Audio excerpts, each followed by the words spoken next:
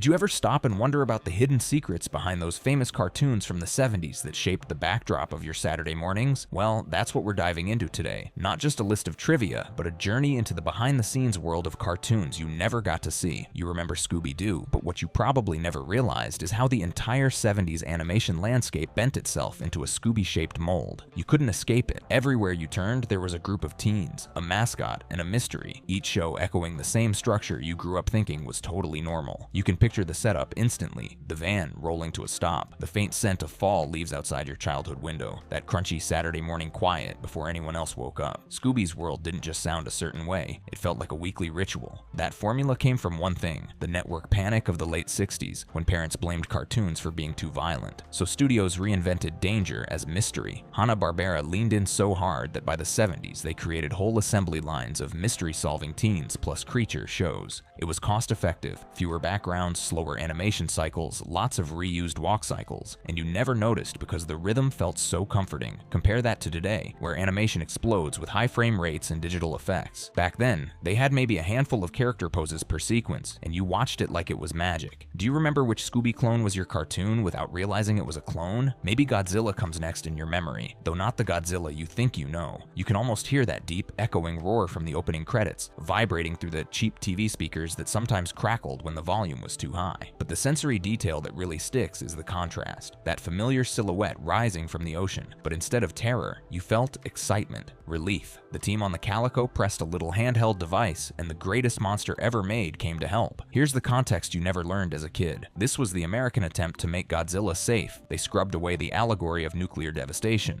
the rage, the destruction, and reframed him as a Saturday morning superhero who battled other creatures instead of cities. Today, when Godzilla films lean into spectacle and destruction, it feels wild to remember he once acted more like a giant, scaly, fire-breathing babysitter who showed up when humans needed a hand. Did you ever wonder why summoning him looked so simple, almost like calling a friend on a walkie-talkie? Then there was Jabberjaw, the kind of show you didn't question as a kid because it simply made sense in that surreal way 70s cartoons just did. You can still hear the clang of his drum set, the goofy nook nook nook Curly Howard style laugh, that watery echoing backdrop of an underwater city. Everything felt slightly bubbly, slightly muted, like the whole show lived behind aquarium glass. But here's the truth behind that sensory memory. Jabberjaw existed entirely because Hollywood was terrified and fascinated by Jaws. The movie changed culture overnight, and Hanna-Barbera wanted something fast, something recognizable, something safe for children. So they made a shark, but gave him bandmates, a futuristic setting, and zero desire to eat anything except punchlines. And because animation budgets were tight, most episodes reused entire sequences, running scenes, swimming scenes, chase loops, like visual stencils. You never noticed because the rhythm of it was soothing, like watching the same ride go around at a carnival. Think about it. Didn't it always feel like Jabberjaw was running down the same corridor? Now picture Laugh Olympics. Before the theme song even started, you knew exactly how it felt. Frantic energy, the bright cheers of a faux stadium, the announcer's voice booming like it traveled through a tin megaphone. This wasn't just a cartoon, it was an event. It was the closest thing kids had to a cinematic universe long before anyone said those words. Yogi Bear rubbing shoulders with Scooby-Doo, Captain Caveman sprinting alongside Blue Falcon. It felt impossible and yet completely normal to your childhood mind. The reality behind the scenes? This was Hanna-Barbera discovering just how huge their character library had become. Over 45 characters packed into a single format that borrowed from ABC's Battle of the Network Stars. It was a crossover built to boost ratings, reduce production costs by grouping characters, and give shows that were fading a second life. Now compare that to today's crossovers where studios negotiate rights, branding, and millions of dollars. Back then, the same handful of voice actors simply walked down the hall to voice half the cast in one recording session. Do you remember cheering for a specific team without ever questioning why the really rottens were always so terrible? Then you had Super Friends, a show that probably made you feel like you were witnessing something monumental even though you didn't know why. You remember the deep heroic music, the bright red, blue, and gold tones that practically glowed from your screen, and the way the Hall of Justice felt like the center of the universe. But if you're honest with yourself, you spent just as much time watching Wendy, Marvin, and their floppy-eared dog as you did Superman or Batman. You can almost feel their plaid clothes, the gentle softness of their character designs, how they always looked like they'd be right at home in an after-school special. They weren't in the comics. They weren't even based on anything. They were invented because networks insisted that superhero shows needed kid entry points, characters you could project yourself onto. The idea was simple. If you couldn't fly or throw a lasso of truth, you could at least imagine hanging out in the Hall of Justice solving small mysteries. Contrast that with today, where superhero media leans so heavily into lore that there's barely room for ordinary kids. Back then, it was the kids who got you in the door. Did you ever wonder why the Wonder Twins felt like such a relief when they finally replaced Wendy and Marvin? And then came Josie and the Pussycats. You didn't just watch that show, you could almost feel its rhythm in your chest. Those bright, crisp pop song hooks with tambourines and simple guitar riffs stuck in your head the way commercials do. The orange and black costumes, the high-energy chase sequences, the exaggerated sound of footsteps slapping against metal spaceship floors or jungle soil. It was sensory sugar. But the truth is, the music you heard wasn't just background filler. Real musicians were hired. Actual records were pressed. The band wasn't merely fictional, it lived in the real world in a way you probably didn't know. Capitol Records released albums tied directly to the show, and the harmonies you heard were crafted to sound like radio hits. Compare that to now, when animated bands are nostalgic novelties. In the 70s, they were experiments, ways to merge pop culture with youth marketing. Do you still remember one of the songs, even if the lyrics are fuzzy now? Here's your next memory, Hong Kong Phooey. You can almost hear Scatman Crothers' voice. Bouncing around the room, lively, musical, warm. You remember the soft, whooshing sound effects that made every move, no matter how clumsy, feel martial arts adjacent. What you didn't realize was how intentionally chaotic it all was. The show rode the massive wave of 70s kung fu mania, but the animators leaned hard into slapstick because detailed fight choreography was too expensive and time-consuming to animate. Limited animation meant broad movements, reused kicks, repeated flips. Back then you didn't notice, you just felt the thrill of something that felt new. Martial arts, but silly, effortless, almost musical. Today, martial arts animation is crisp, fast, realistic. In the 70s, a single high kick cycle might be reused across multiple episodes. Do you remember thinking that Hong Kong Phooey was actually good at kung fu, right up until the moment you realized he never really landed a move? Think back to the way Schoolhouse Rock slipped into your Saturday mornings without warning. You'd be deep in a cartoon lineup, then suddenly the screen shifted to bright primary colors, bold outlines, and a voice singing directly to you. Catchy, slightly twangy, with that unmistakable 70s warmth. You didn't realize at the time that something educational was happening. You were just humming along to Conjunction Junction or I'm Just a Bill, without noticing the grain of the vocals or the popping bass line that made everything feel alive. Each segment smelled a little like freshly sharpened pencils and felt like recess on a sunny day. The truth was more deliberate. ABC needed to satisfy new educational requirements, and an ad executive noticed his son could memorize Beatles lyrics but not multiplication tables, so composers and animators teamed up to create bite-sized lessons disguised as earworms. Compare that with today's educational content. Polished, algorithm-friendly, often digital. Back then, the charm sat in the imperfections. Hand-drawn lines wobbling slightly, ink that wasn't perfectly contained, voices recorded with a rawness you can still feel. What's the first Schoolhouse Rock lyric you instantly remember without trying? Now think about Wait Till Your Father Gets Home, the show you probably didn't understand fully as a child but felt strangely grown up. You can recall the living room furniture, oversized, earth-toned, textured like the vinyl couches everyone's grandparents had. The laughs felt different too, sharper, less silly. That sensation came from its primetime roots. It was the first adult-oriented cartoon from Hanna-Barbera since the Flintstones, and it didn't hide from the real world. Inflation, generational clashes, feminism, politics, these themes slipped in, just soft enough that you watched without noticing you were sitting in the room with adult conversations playing out in animated form. It was a bridge between eras, long before adult animation became common. Today, shows like The Simpsons or Family Guy are unmistakably for grown-ups. But Wait Till Your Father Gets Home had to sneak in those ideas under a warmer, more familiar style. Do you remember how you felt watching it, like you were eavesdropping on something meant for older kids? Now picture the Roman holidays. You can almost feel the dusty sunlight of ancient Rome, the clatter of wooden wheels over cobblestones, and the warm, slightly echoing sound. Design that made every footstep sound like it belonged in a school play. This was Hanna-Barbera dipping back into their bag of tricks, the Modern Family in Ancient Times formula that worked for the Flintstones. But instead of dinosaurs doubling as appliances, you got chariot traffic, neighbors dressed like gladiators, and a setting that felt both historical and strangely suburban. The real reason for this shift? Networks wanted reliable hits, and Hanna-Barbera figured historical sitcoms were safer than risky new ideas. They recycled timing sheets, animation cycles, even background layouts to keep costs down. Today, animation thrives on originality and massive budgets, but in the 70s, your childhood entertainment lived on shortcuts you never noticed because the stories felt cozy, familiar, like slipping into a world that didn't ask you to think too hard. When you think back to it, do you remember the characters or just the feeling of that dusty Roman sun?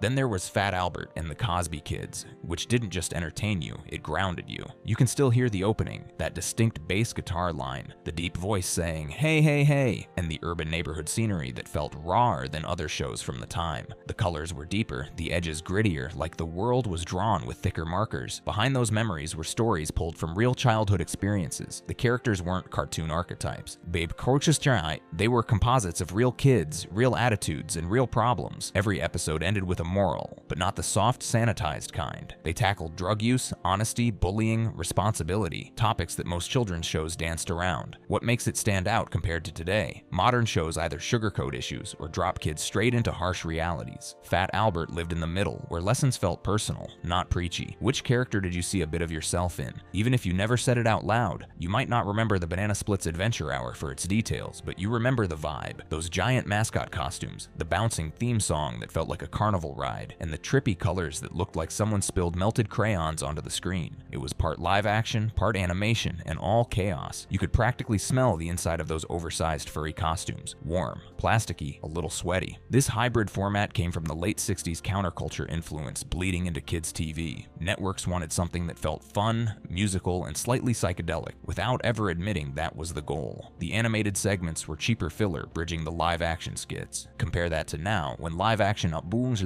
animation hybrids are rare and usually expensive prestige projects. Back then, the rough stitching between formats was part of the charm. Do you still hum tra-la-la la-la-la-la under your breath when you think about it? Now think about Dynomutt, Dog Wonder. You can practically hear the mechanical whirring of his gadgets, that clunky metallic sound design that made every malfunction feel like a wind-up toy unraveling. Dynomutt wasn't sleek, he wasn't cool, he was a mess, and that's what made him lovable. The show parodied superhero tropes by leaning into every possible malfunction. A grappling hook that shot the wrong direction, a robotic arm that got stuck, a jetpack that sputtered. Animation shortcuts made each mistake feel bigger, exaggerated, and funnier. It aired alongside Scooby-Doo, which is why the two shows share the same pacing, the same character silhouettes, even the same animation rhythm. Cost saving meant all their cartoons used a shared visual vocabulary. Now compare that with today's superhero parodies. Fast, meta, saturated with references. Dynomutt's comedy lived in its simplicity. A gadget would break, Blue Falcon would groan, and you would laugh because it felt like something you could accidentally do if you had a backpack full of untested inventions. What was your favorite Dynomutt disaster? The one you can still picture. Now imagine the booming Captain Karaviman yell vibrating across your living room. You can see him. A tangle of hair, a huge club, a body that didn't obey physics. His club was packed with gadgets that popped out at random, buzzing, whirring, chiming like a prehistoric Swiss Army knife. Captain Caveman first appeared in the Laugh Olympics lineup, but he got his own spin-off because kids loved the chaos. His segments followed the same Teen Sleuth formula, but the twist was the unpredictable bursts of power. The animators reused the same stock animation of his transformation to save money, but as a kid you felt that moment every time, as if the screen shook for real. Today's shows throw visual effects everywhere, but back then, one explosion or transformation felt monumental. You waited for it, you anticipated it. Do you remember trying to shout, "Captain Caveman," with the same lung power? Now shift to the new adventures of Gilligan. The sound of waves in the background, the bright tropical palette, and the familiar voices, most of the original cast returned, made it feel like a soft, gentle reunion with something you didn't know you missed. The show added Snubby the monkey, and you remember that high-pitched chatter cutting through scenes like a tiny alarm clock. Behind the beachy nostalgia was a very 70s twist, environmental lessons. This was the decade where ecology messaging suddenly became a national priority. So Gilligan and the gang taught you about pollution, conservation, and respecting nature, all wrapped inside shipwreck slapstick. Compared to today's educational cartoons, which often feel engineered, this one had a quieter sincerity. It was still goofy, still simple, but its heart was pointed in a new direction. Do you remember the smell of Saturday mornings when this show came on? Cereal, sunlight, and a little bit of ocean breeze from your imagination? Next came the Pebbles and Bam Bam show, a shift that felt strange at first, seeing characters you knew as babies suddenly walking, talking, dating, and joining a rock band. You can still hear the simple pop melodies their band played, the clacky, Stone Age sound effects layered onto every instrument, and the warm, textured backgrounds of Bedrock High School. The show capitalized on the teen band craze of the era, the same wave that carried Josie and the Pussycats, and animators reused huge portions of early Flintstones assets, bedrock buildings, landscape loops, character profiles, anything to stretch the budget. Today, aging up characters is a novelty. Back then, it was an experiment to refresh a franchise with minimal cost. But to you as a kid, it felt like visiting old friends who suddenly had new problems, ones that felt a little closer to your own.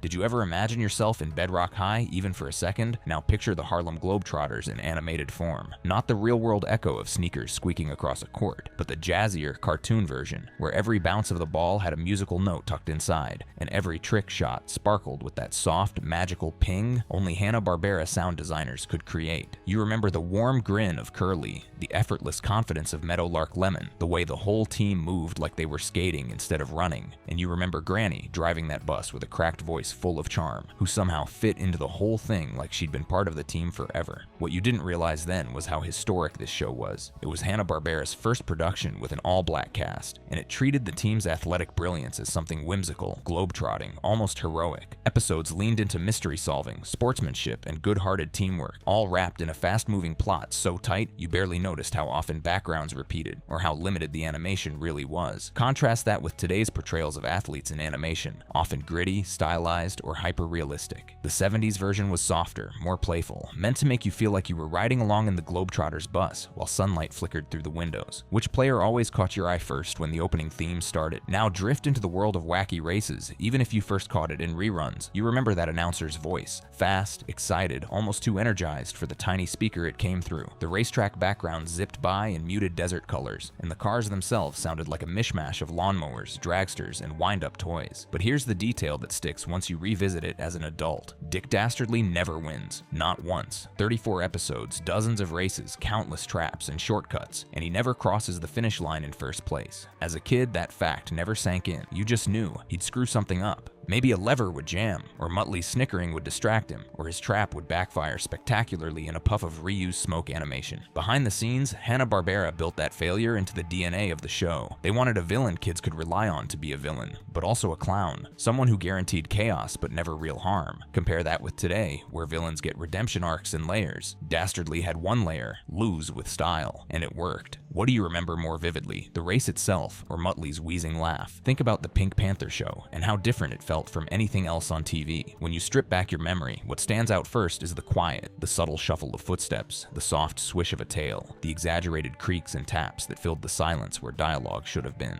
It created a strange intimacy, like the show whispered jokes directly to you. The Pink Panther didn't need words. He used timing, music, and small gestures that hit harder because you had to watch closely. The color palette was minimalist, the backgrounds deceptively simple, and Henry Mancini's jazz score flowed through it like a sly smile. What you didn't know was that this pantomime style wasn't just artistic, it was efficient. Animators could reuse long stretches of movement, and the lack of lip syncing meant fewer hours spent adjusting frames. But the effect was magical, not cheap. The absence of talking pulled you closer, forcing your imagination to fill the spaces. Today, animation rarely goes silent. Dialogue fills every second. But the Pink Panther lived in the quiet, where you could hear your own breathing while waiting for the next gag to land. Do you remember leaning in just a little when he tiptoed across the screen? Then, there was Battle of the Planets, which didn't feel like any other show from your childhood, even if you couldn't articulate why. You remember the way the colors glowed, bright reds, deep blues, sharp whites. You remember the sweeping space battles, the swirling stars, the upbeat electronic sound design that hummed like a neon sign. And you remember 7 Zark 7, the little robot narrator inserted between scenes with a voice that sounded like a cheerful, overworked operator trying to keep the universe running. The truth is that you were watching a heavily altered version of Japan's Gatchaman, a darker, more intense series, American. Networks scrubbed away the violence, edited out explosions, and added the robot segments to explain missing plot points. Even the characters' motivations were softened to meet children's TV standards. What you got instead was a hybrid, half superhero squad, half space opera, all wrapped inside the comforting structure of late 70s sci-fi optimism. It felt bigger than other cartoons, more serious, more dramatic, even though you watched it with sticky hands and cereal crumbs on your shirt. Compare that with today's anime imports, which usually arrive intact, celebrated for their authenticity. Back then, you had no idea you were watching a reimagined version stitched together from two worlds. Did you ever sense, even as a kid, that this show felt a little different? Now think about how all these shows existed in a kind of shared sensory world. Warm analog static, recycled sound cues, soft palettes that bled at the edges, and music that lived somewhere between rock, jazz, and circus. And now, stepping back from the whole decade, you start to realize how the 70s shaped the way you watched animation. Even when you didn't know it, those cartoons didn't just fill time, they built your imagination from the inside out. Every show carried its own mood, its own rhythm, its own sensory fingerprint. And even when you didn't understand the production tricks, the recycled backgrounds, the repurposed sound effects, or the corporate motives behind each series, you felt the result. You lived inside it. So let's land this journey by revisiting the last threads of that era's tapestry, because every Saturday morning memory you still carry is rooted in a detail you didn't realize meant something at the time.